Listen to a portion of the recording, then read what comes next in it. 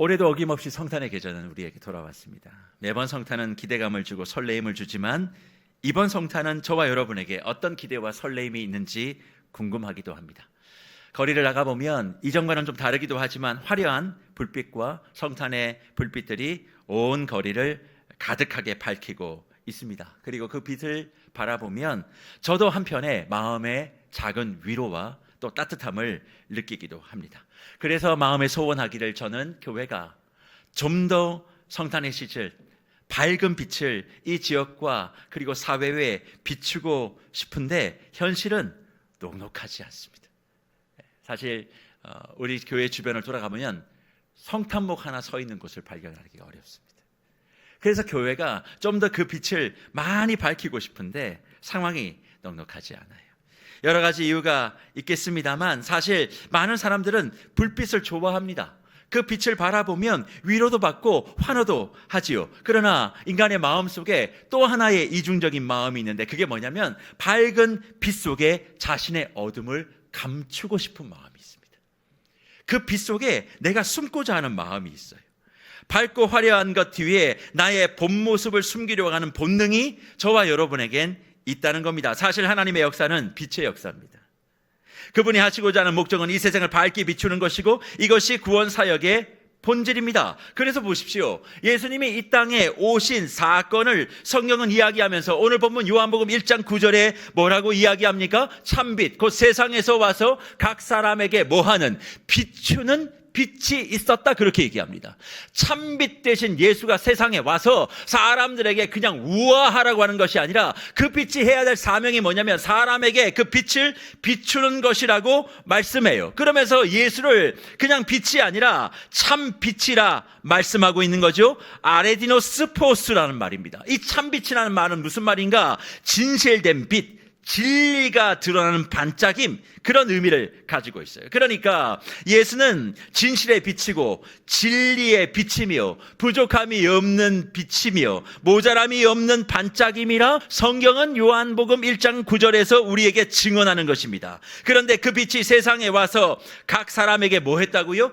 비추었대요. 나만 아니라 예수를 모르는 모든 사람들에게도 그 빛은 지금도 비춰지고 있음을 선언합니다. 그런데 사람들의 반응이 무엇입니까?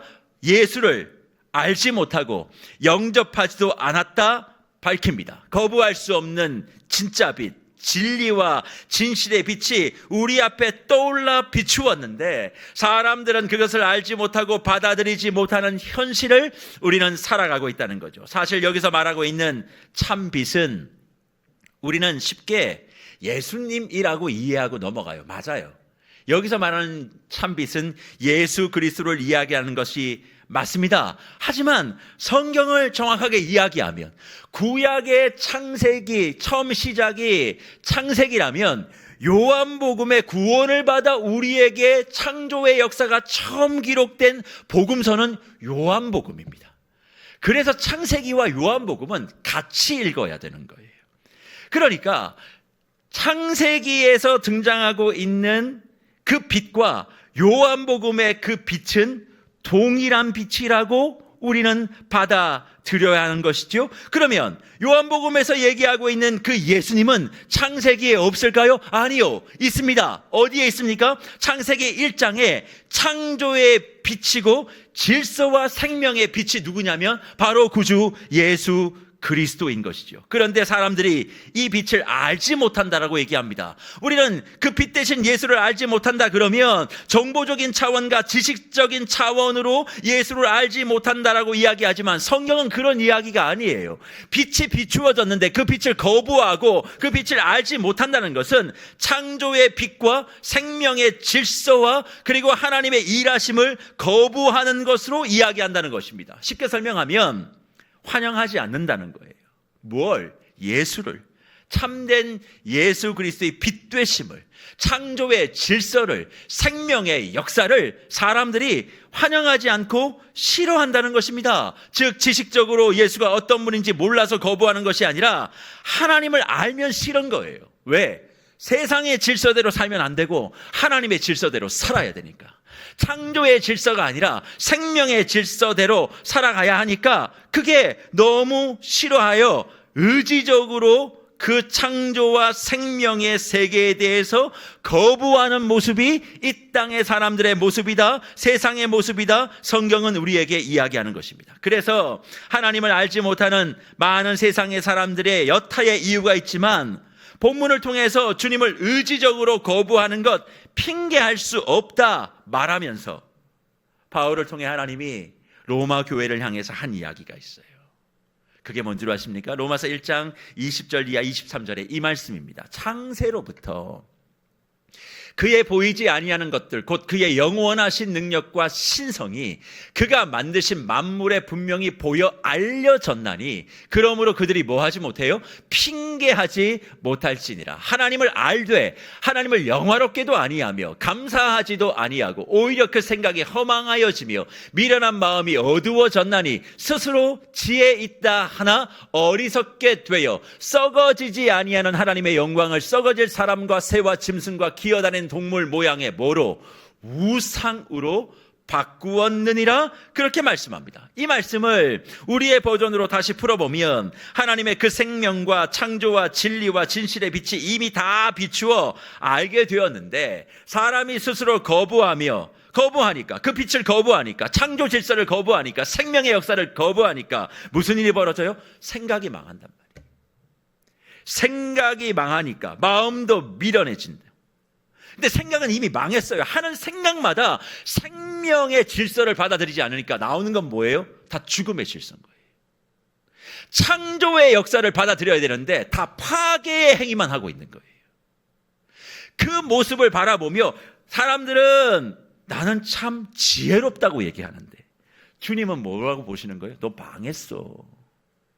너의 생각과 마음이 다 망하고 미련한 거야. 그런데 우리는 지혜 있는 척 얘기하며 살아가며 결국 뭐예요? 하나님의 영광과 하나님의 선한 일에는 관심이 없이 다 관심이 어디 있어요? 내가 원하는 걸 다 소유하고 세상 누가 뭐라 그래도 나만 잘 되면 돼. 나만 좋으면 돼 라고 생각하는 그게 뭐예요? 썩은 생각이라고. 그러니까 그 썩은 생각을 가지고 행동하니까 뭡니까? 하나님의 일하심과 하나님 나라의 회복과 창조 세계의 질서 회복에는 관심이 하나도 없고 다 돈, 명예, 쾌락, 성공 그런 것을 뭘로 삼아? 우상으로 삼아. 우상이 아이돌이거든요. 다 우리는 아이돌 섬기는 사람들이에요.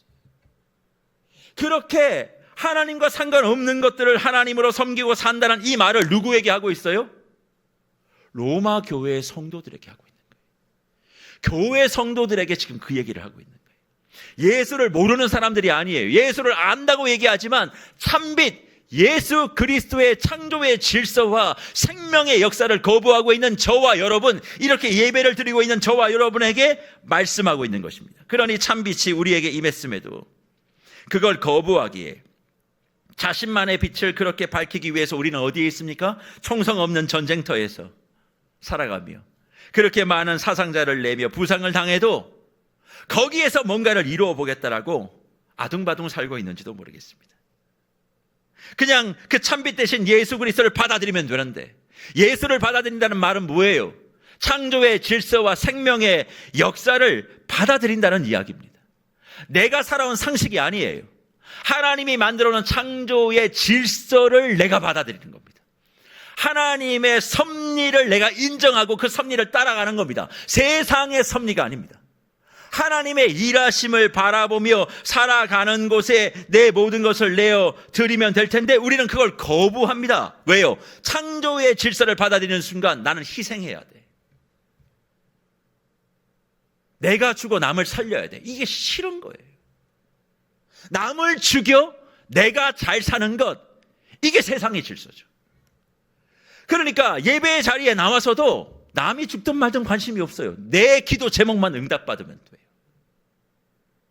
그런데 그런 사람들을 예수는 뭐라고 얘기하느냐? 내가 참빛을 너에게 비췄는데 네가 거부하여 생각이 망했고 마음이 미련하고 그런데 너는 지혜 있는 척하며 살아가는 너의 인생의 끝은 천국 아니야 라고 말씀합니다. 이런 말씀을 들으면 주님의 능력이 우리 가운데 임하여져서 마음의 문을 열고 그 빛을 받아들여야 되는데 우리는 그 능력을 뭐라고 생각해요? 내가 원하는 게 이루어지는 능력이에요. 그러니까 더 굳게 마음의 문을 닫고 눈을 감은 채 살아가는 이 모습, 누구의 모습이에요? 예수를 모르는 사람이 아니라 예수를 믿는 우리에게도 동일하게 나타나고 있다. 성경이 우리에게 가르쳐 주는 거죠.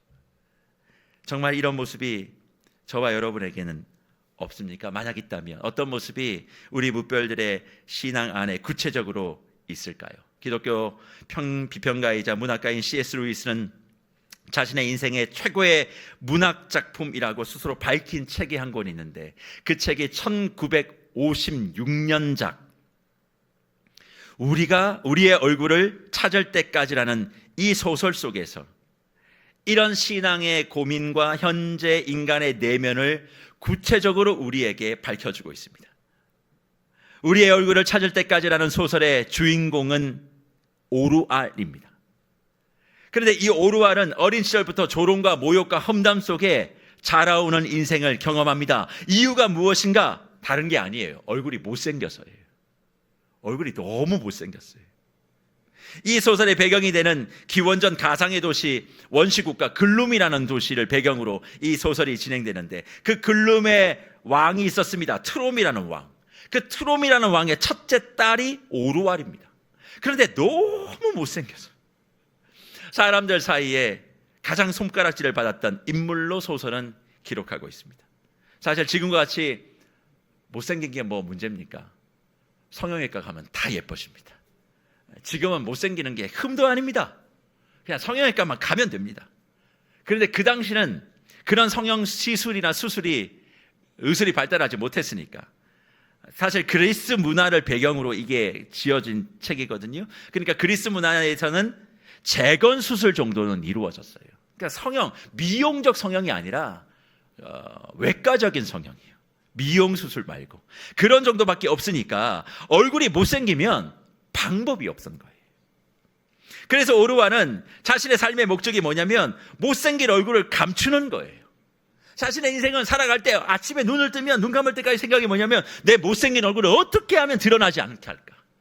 이게 그의 인생의 목적입니다. 그래서 그는 늘 이야기합니다. 나는 내 얼굴을 숨겨야만 했다. 그 얼굴을 나조차 마주하고 싶지 않기 때문이다. 그래서 선택한 게 뭡니까? 베일로, 천으로 자기의 얼굴을 가리는 거예요. 그런데 오루알에게 이 베일은 자기의 못생긴 얼굴을 감추는 게 아니라 실질적으로는 뭐냐면 자신의 내면에 일어나고 있는 수많은 상처와 질투, 욕망과 분노, 그리고 자기가 진짜 어떤 존재인지를 다 숨겨버리는 정서적, 영적 감옥이 얼굴을 가리는 베일이었다. C.S. 루이스는 이야기합니다. 그래서 오늘 제가 이전에 한번 드린 말씀이 있는데, 이 말씀 혹시 기억하시는 무별들 계십니까? 사람이요, 산에 걸려 넘어지는 경우는 없습니다. 여러분 등산 좋아하시는데 산 이렇게 올라가시면 산에 걸려 넘어져 자빠지신 적이 있으십니까? 생각해 보세요. 산에 걸려 넘어진 적은 없어요. 우리가 등산을 하다가 걸려 넘어지는 건 산이 아니라 뭘까요? 돌멩이입니다. 돌멩이. 그러기에 돌멩이를 잘 건너가고 보고 피하면 결국 생각지도 못했던 그 산의 절경을 만나게 되는 것처럼 인생이 나를 넘어뜨리는 게 아니고요, 인생이라는 산 속에 있는 돌멩이들이 있어요. 그 돌멩이들을 잘 피하거나 그거를 잘 밟고 지나가면 내 인생의 절경을 만나게 될 텐데, 우리는 인생 가운데 그 인생이, 삶이, 내 가정이, 내 집안이, 내 학교가, 내 선생이, 내 교회가, 내 목사가 다 나를 걸려 넘어지겠다 만들어내며 결국 넘어지니까 신앙과 인생의 절경을 맛보지 못하고 도로 산에서 내려가는 사람들이 엄청 많습니다. 결국 우리 인생의 돌멩이는 뭘까요? 각자의 마음에 있는 상처 돌멩이, 질투 돌멩이, 욕망과 분노와 억울의 돌멩이가 있을 때 그것을 지나치거나 아니면 하나 둘씩 밟아가면서 지나가야 되는데, 우리는 그런 돌멩이를 만나면 안 피하고요, 뭐 하는 줄 아십니까? 다 주워 담습니다. 내 인생의 가방에 질투의 돌멩이 담고, 억울한 돌멩이 담고, 분노의 돌멩이 담고. 그래서 인생 산을 올라가는 것도 힘들어 죽겠는데 그 돌멩이를 다 이고 지고 힘들라고 막 아우성을 하고 막 그러는 거예요. 그러면서 돌멩이 지구에 있는 자기를 원망하지 않고 뭘 원망합니까? 산을 원망합니다. 도대체 산이 왜 이렇게 힘드냐고. 돌멩이를 내려놓으면 되는데 그걸 다 주워 담아요. 머리에 이고 가슴에 묶고 발목에 돌멩이를 붙입니다. 그러면서 그 돌멩이가 이제 가방을 튀어나오면 무슨 일이 벌어질까요? 그 인생 산에서 돌무덤을 자기가 만드는 거예요.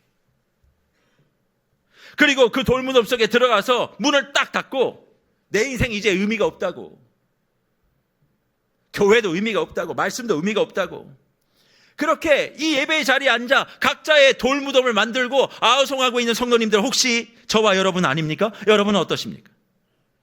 그런데 그 돌멩이를 쥐고 이고 앉아 돌무덤을 만들고 있는 그런 사람들에게 나타나는 특징이 있어요. 그 특징이 뭔 줄 아십니까? 그 특징을 보여주는 우리의 얼굴을 찾을 때까지의 소설에 또 다른 주인공이 한 명 더 있습니다. 그 사람의 이름은 푸시케입니다. 오르왈의 이복 동생인데 푸시케는 너무나 아름다운 미모를 가지고 태어납니다. 사람들이 막 반해요. 저렇게 예쁠 수가 있을까?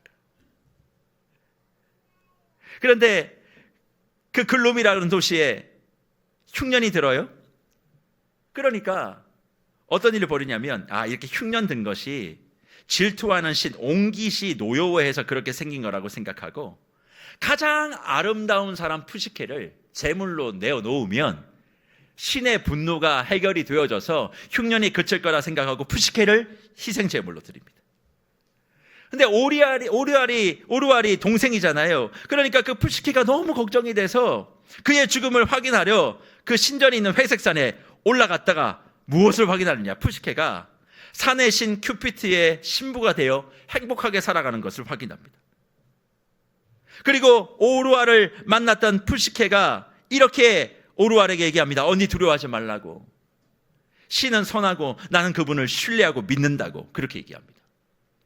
그 순간 푸시케의 얼굴은 환해지지만 오르왈은 그 환해진 푸시케의 얼굴을 두 눈을 뜨고 못 보는 거예요. 얼굴도 이쁜데 광채까지 나니까. 그리고 자기가 걱정이 돼서 올라왔으면 살았으면 기뻐해야 되잖아요. 그런데 너무 잘 살고 있으니까 이게 배가 아파가지고 죽을 것 같은 거예요. 그래서 오르왈이 광기에 사로잡혀서 이렇게 소리 외칩니다. 나는 신들을 고발할 거라고. 신은 불공평하다고. 이렇게 나에게는 침묵하는 신을 나는 따를 수 없다고. 그렇게 소리를 지르며 신에 대한 원망으로 가슴을 칩니다. 그러면서 오르왈은 자기는 보지 못하는, 푸시케는 말을 하는데 자기 눈에는 안 보이는 거예요. 푸시케가 뭘 얘기했냐면 내가 살고 있는 궁궐을 보라고. 나와 함께 살고 있는 그 신을 한번 보라고. 너무나 좋다고. 그렇게 얘기하는 게 자기 눈에 보이지 않으니까 거짓말이라고 확실하고, 지금 푸시케는 행복을 누리는 것이 아니라 행복을 파괴하는 괴물이 됐다고 스스로 그를 인정해버립니다. 정의해버립니다. 무편 여러분, 우리의 얼굴을 찾을 때까지의 이 소설의 대략적인 내용이 이런 내용입니다. 이번 한 달간 성탄 시즌 이 소설을 설교를 통해서 계속 만나게 되겠지만 핵심이 무엇입니까? 오르왈이 진리를 거부하면 거부할수록, 부인하면 부인할수록 드러나는 게 한 가지 있었어요. 그게 뭐냐면 자기 내면의 어두움입니다. 자신의 얼굴을 가리면 가릴수록 오히려 자신의 영혼은 파괴되어감을 C.S. 루이스는 우리에게 이야기합니다. 결국 그 내용이 무엇입니까? 오늘 본문이 말하고 있는 참 빛이 세상에 왔으나 세상은 그를 알지 못하고 자기 백성을 영접하지 못한 바로 그 모습이 오르왈에게 나타나고 있고, 그 소설을 읽으면 그 모습이 나의 모습인 걸 확인하게 됩니다. 무별 여러분, 여러분은 하나님이 정말 저와 여러분의 삶에 진정한 진리, 진실, 생명과 능력의 빛으로 와 계심을 진심으로 믿고 받아들이십니까? 그런데 믿는다라고 하면서도 그러면 왜 각자의 베일에 가면에 스스로를 감추고 감추인 것을 넘어 그렇게 스스로를 옥죄고 고통스럽게 믿음의 길을 걸어가고 계십니까? 이해되지 않는 수많은 돌멩이와 같은 일들이 저와 여러분 앞에 있지요. 그러면 그 돌멩이를 피하라고 참 빛 대신 예수가 나의 삶에 비추어 그것 좀 조심하고 지나가. 괜히 그거 밟아서 넘어뜨리지 마. 그럼 우리는 뭐라고 얘기해요? 돌멩이를 왜 여기다 두십니까? 이거 치우시면 내가 안 넘어지지요. 왜 그거를 내두고 비추어서 피하라고 얘기하십니까? 라고 얘기하며 괜히 그 돌멩이 밟아서 발목이 삐거나 내 삶이 흔들리면 누구를 원망해요? 하나님을 원망해요. 하나님은 피하라고 얘기했는데 그거를 피하지도 않고 주워 담으며 낑낑거리며 어렵고 힘들게 가면서 엎어지고 자빠지고 나 무덤도 스스로 만들어서 들어가 있으면서도 나는 열심히 살았는데, 나는 열심히 헌신했는데 하나님은 어떻게 내 인생을 이렇게 복주지 않을 수 있느냐, 그렇게 얘기하며 누구를 원망합니까? 하나님을 원망합니다. 올 한 해 여러분의 걸음 속에 믿음이 원망으로 연결된 것이 혹시 뭐가 있으세요? 하나님을 믿는 것만큼 그 믿음 때문에 원망하는 것 혹시 없으십니까? 그 믿음은 과연 어떤 믿음이기에 그렇게 원망하고 낙심하고 있는지요? 물론 예수를 믿게 되고 그분을 만나게 되면 무조건 인간은 후회도 없고 원망도 없고 낙심도 없다고 가르치는 것, 그거 이단들이 가르치는 얘기입니다. 우리는 흔들려요. 예수를 만나고 예수를 믿어도 무너지기도 하고 정신 못 차릴 수 있습니다. 하지만 그 순간에 베일을 찾아 스스로 얼굴을 가리고 다시 그 빛 앞에 내가 서지 않으리라 숨어버리면 우리의 인생은 그 순간 더 비참하게 된다는 거예요. 오르아를 보세요. 자신의 못생긴 얼굴을 평생 저주하며 그가 한 일은 뭔 줄 아십니까? 하나님을 향하여 고소장을 쓰는 인생입니다. 왜 내 얼굴 이렇게 못생기게 만들었습니까? 왜 푸시케는 저렇게 예쁘게 만들었습니까?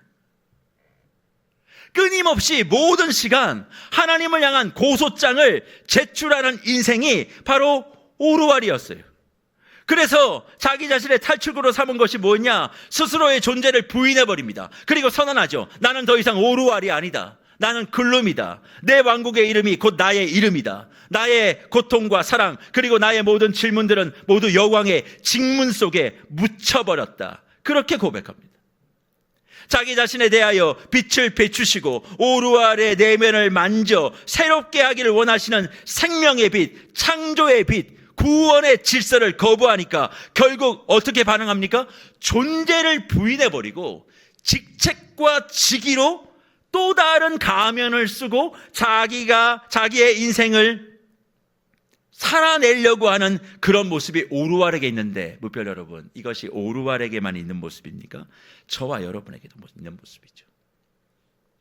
주님은 우리에게 오셔서 나의 존재가 어떠하든지, 내가 못난이든지 내가 가난하든지 내가 무지하든지 상관없이 너의 존재는 나의 창조의 결과야.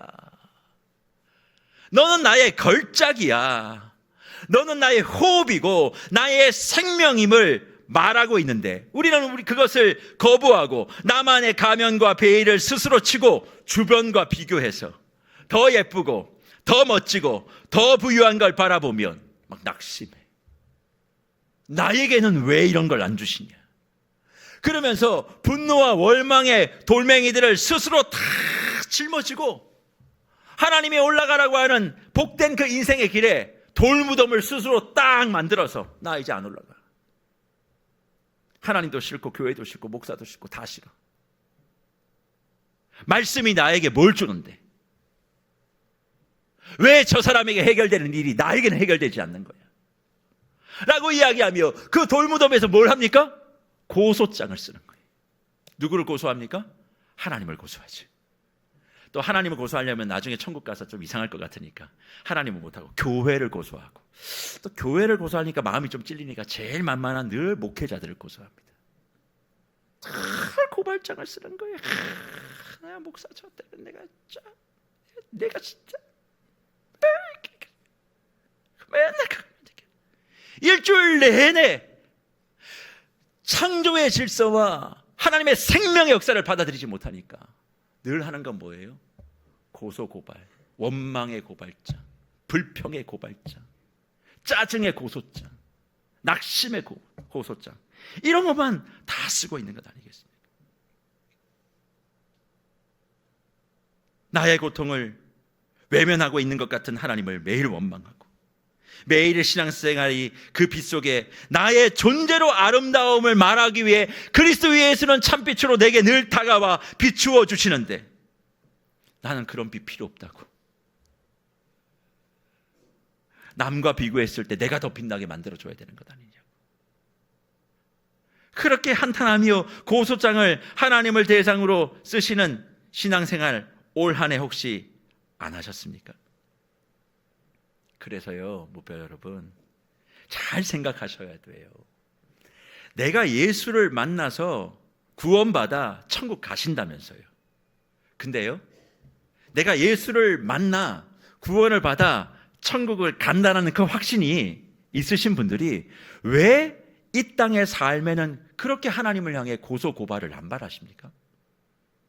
나중에 언젠간 우리 천국문 앞에 가겠죠?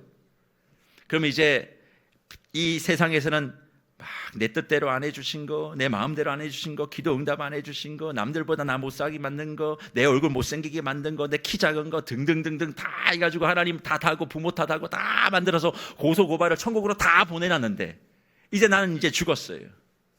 그러니까 천국문 앞에 서겠죠. 거기서 누구를 만날까요? 주님을 만나겠죠. 주님, 저 예수 믿었습니다. 나 구원받았으니까 천국문 열어주세요. 그럼 주님 뭐라고 말씀하실까요? 네가 세상에서 나를 대상으로 고소고발을 제일 많이 하는데 내가 왜 열어줘야 되니? 그러시면 여러분 뭐라고 말씀하실래요? 예수를 믿었다고 구원받아 천국 간다, 이런 단순한 생각을 하시면 안 된다는 거예요. 천국을 가실 거면 이 세상에서 고소고발을 남발하는 것이 아니라 천국의 언어, 천국의 생각, 천국의 걸음, 그거를 보여주셔야 천국 문이 열리겠죠. 주님 앞에 갔더니 예수님처럼 말하고 예수님이라는 생각한 건 하나도 없고 주위에 이만큼씩 서류가 쌓여 있어요. 주님, 저거 뭡니까? 네가 나를 대상으로, 교회 대상으로 쓴 고발장이야. 그렇게 말씀하시면 저와 여러분 앞에 천국 문이 과연 열릴까요? 그래서 오르왈은 이렇게 소리 지르는 거예요. 나의 이 세상의 모든 고통과 기쁨, 그리고 사랑의 따뜻함까지 베일 아래서 냉철한 이성으로 재단해야겠다, 그렇게 말합니다. 그러면서 나는 고통을 다스렸지만 정작 나의 고통에는 아무런 이름도 붙일 수 없었다라고 고백해요. 이 말은 도대체 뭡니까? 우리 내면이 하고 있는 얘기 아닙니까? 수많은 일을 하고 있는지 몰라도 하나님의 형상으로 지음받아 예수의 이름으로 부르심을 받고 성령의 이름으로 보냄을 받은 특별한 존재, 소중한 존재, 그 존재로 이미 복된 우리인데, 그것을 매일 말씀의 빛을 통하여 우리에게 다가오셔서 나는 너의 호흡으로만으로도 충분해, 난 너로 인하여 너무나 기뻐 라고 다가오시는 그리스도 예수를 거부하며 우리는 원망합니다. 나의 호흡이 황금 호흡이 되게 해달라고, 내 인생이 더 빛난 인생이 되게 해달라고, 예수로 빛난 인생은 관심 없다고, 세상에서 주목받는 인생이 되게 해달라고, 그런 것이 복이지 않냐고. 왜 저 사람은 되는 것인데, 날 때부터 복을 받았는데 왜 나는 날 때부터 나사로 집안입니까? 그러니까 늘 고발장만 쓰고 있는 거예요. 기도가 주님 앞에 감사에 대한, 기대에 대한 기도가 아니라 늘 원망의 고발장. 내가 이 집안만 만나지 않았어도 선택은 자기가 해놓고. 그렇죠? 하나님이 그 사람하고 결혼하라고 했어요? 아니잖아요. 근데 왜 하나님 왜 원망하는 거예요? 그 사람 만나면 그 시어머니 만나는 거 몰랐나? 다 여러분이 선택하신 거잖아. 근데 왜 하나님을 원망해? 그러니까 감사가 하나도 안 나오는 거예요. 그리고 그것에 대하여 뭔가 이루어지지 않으면 늘 불편해. 늘 목회자는 강단 위에서 엉덩이 툭 쳐주면 사랑 많은 목사, 저처럼 이렇게 얘기하면 사랑이 없어. 저 사람은 정말 사랑의 마음을 가지고 성경이 얘기하고 있는 진짜 사랑을 얘기하는데 거부하는 거죠. 왜? 예수로 말미암아 빛난 인생은 되고 싶지 않고 내 머리 위에 코튼볼 전구가 짠 하고 나와야 되는 거예요. 내 몸에 앵두 전구가 손과 발에 주렁주렁 달리기를 원해. 그래서 남들이 볼 때 우와 하는 그런 인생. 그런데 묵보 여러분, 코튼 전구가 머리 위에 있고 앵두 전구와 벌브 전구가 주렁주렁 내 몸에 달려서 빛이 나려면 전기를 더 많이 쏘아야 돼요. 조도를 높여야 된다고요. 그럼 높이면 높일수록 그 전구가 뭘 발생해요? 열을 발생하죠. 결국 내가 내 힘으로 빛나려고 하면 화상 입어 죽어요. 그게 세상에서 얘기하는 성공이라고요. 바로 그 모습을 우리는 따라가고 있음을 부인할 수가 없다는 사실입니다. 그래서 주님은 이 성탄치 전에 이 말씀을 거울로 삼아 숨지 말고 베일을 벗어버리고 참빛 예수 그리스도 앞에서 자신의 진짜 얼굴을 찾으라, 이번 성탄의 말씀 시리즈를 열고 계시는 겁니다. 그래서 무별 여러분, 성탄 시간에 오신 예수님에 대하여 기뻐하고 오실 예수님에 대하여 기대하는 시간이 이번 성탄의 시즌이지만, 이것이 내게 적용되면 이것은 저와 여러분의 잃어버린 바로 그 얼굴을 찾고 회복하는 시간으로 이번 성탄을 맞이하셔야만 한다는 겁니다. 그래서 성탄 전날 성탄 케이크 단순히 예수님 오심에 대한 축하의 의미를 넘어서 나 자신의 얼굴과 나의 존재의 의미를 회복하는 기쁨이 되기를 축원하고, 그리고 내 주위에 있는 모든 사람들이 잃어버린 얼굴과 자신의 존재를 그리스도 예수로부터 찾는 기쁨을 함께 나누는 시간들이 되기를 간절히 주의 이름으로 축복합니다. 그래서 무별 여러분, 이 이야기를 혹시 들어본 적이 있으세요? 오래된 보물 지도를 어떤 사람이 어렵게 손에 넣었어요. 근데 너무 낡고 얼룩이져서 보물이 어디 있는지 찾을 수 없는 그런 상태의 지도였다고 합니다. 그러니까 이 지도를 받은 사람이 막 화를 내면서 보물 같은 게 어디 있냐고 이 지도 가짜라고 쓰레기통에 탁 버렸대요. 근데 지나가는 사람이 그걸 유심히 보다가 보물이 있는 지도라고, 그래서 이렇게 한번 딱 꺼내 보니까 진짜 지도가 너무 이렇게 뭐 묻은 게 많아가지고 이 어디에 보물이 있는지 몰랐다는 거예요. 근데 가만히 보니까 좀 닦으면 보이겠다 싶어서 닦고 보니까 보물에 있는 위치가 보였다 그러죠. 그리고 결국 지도를 닦고 본 사람이 보물을 찾았다는 그런 이야기가 있습니다. 이 말씀을 통해 우리에게 이야기하고 있는 것이 무엇일까요? 결국 지도에 묻은 얼룩은 처음 지도를 손에 넣은 사람들의 손때가 지도를 더럽힌 거예요. 우리의 신앙도 마찬가지입니다. 빛이 없는 게 아니라, 생명이 없는 게 아니라, 소망과 희망과 기대가 우리 인생에 없는 게 아니라 저와 여러분의 욕심의 손때, 질투와 원망과 고집이라고 하는 각자의 손때로 그 빛을 다 가리고 있는 거예요.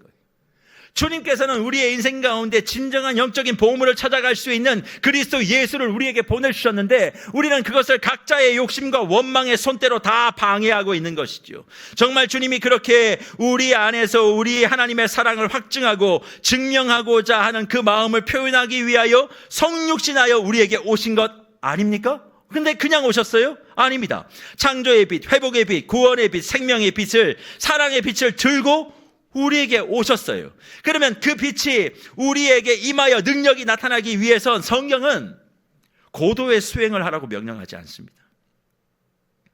고행을 통해 도에 도달해야 된다고 말하지 않습니다. 하늘에 올라가 황홀경을 세계, 입시대 세계를 경험해야 된다고도 말하지 않습니다.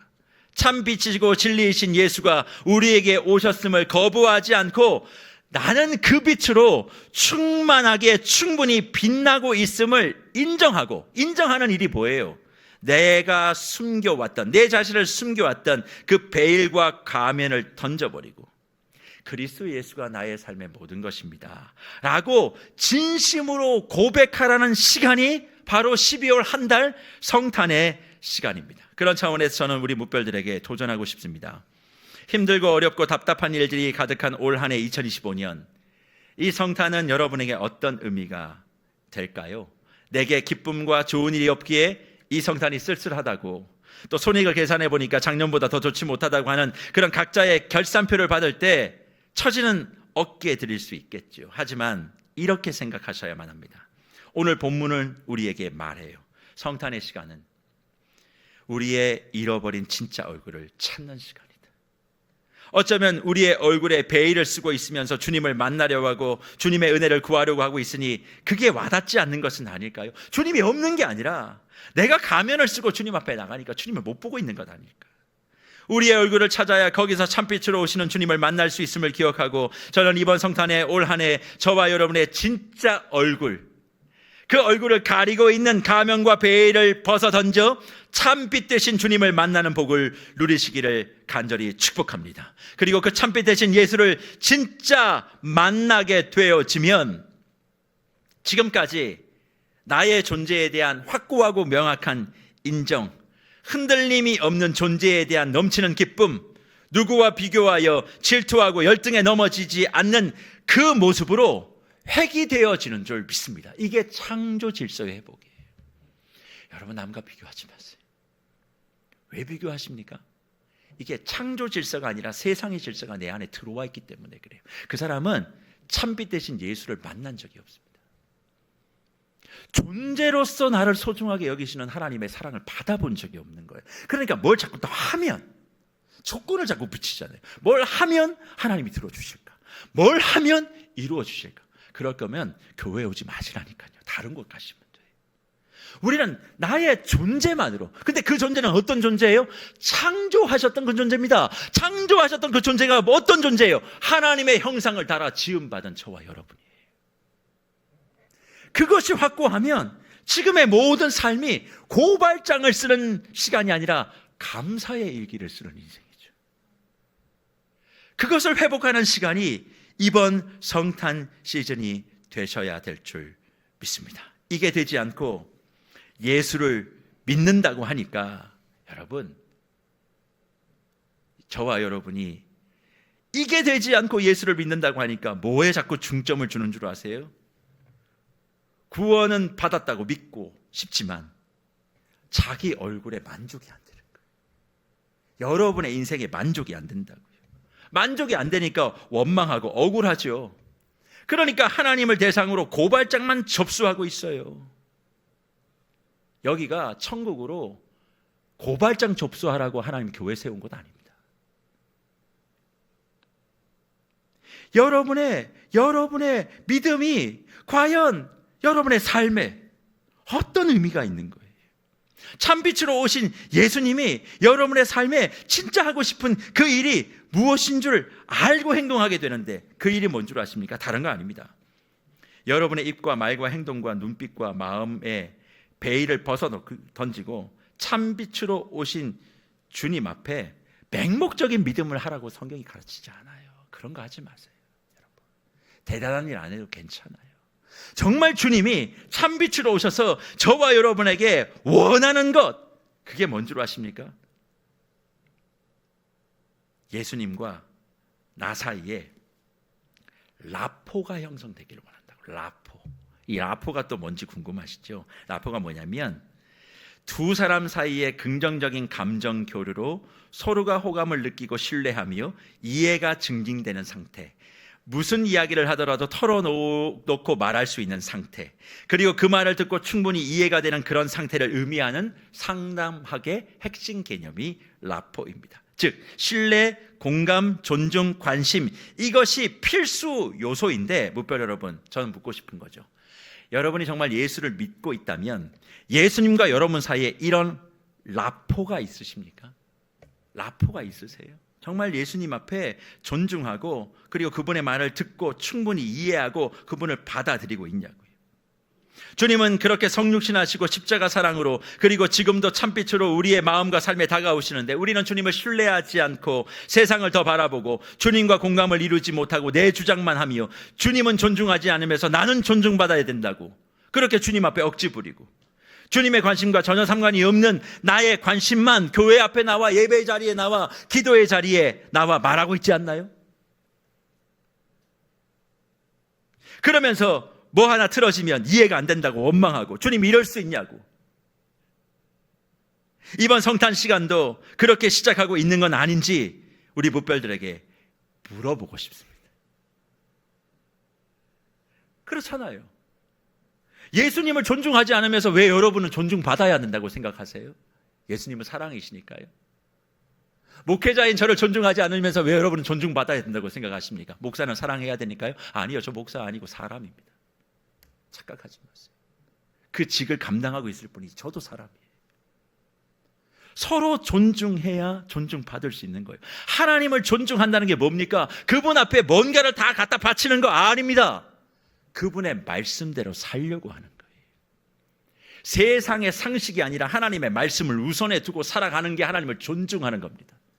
일주일 내내 하나님의 말씀과 상관없이 살다가 예배에 앉아 있으니까 내가 하나님을 사랑한다고 얘기하는 거 여러분 억지입니다.